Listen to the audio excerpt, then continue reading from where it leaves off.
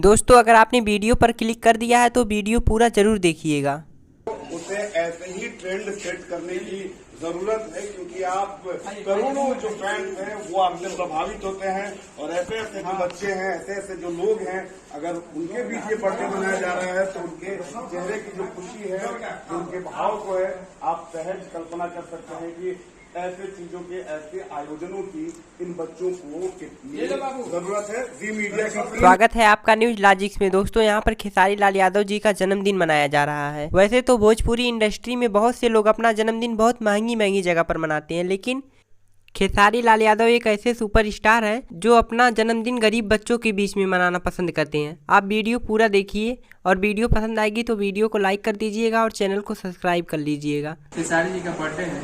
खेसारी जी के फाउंडेशन से सारे और केक है, फल फ्रूट है, होली का पिचकारी है, अबीर है, बच्चों के लिए मिठाई है, चॉकलेट है, साबुन है, तेल है, पापड़, तिलौरी, चावल, दाल, कपड़ा, नमक, मतलब होली में जितना यूज हो सब चीज है।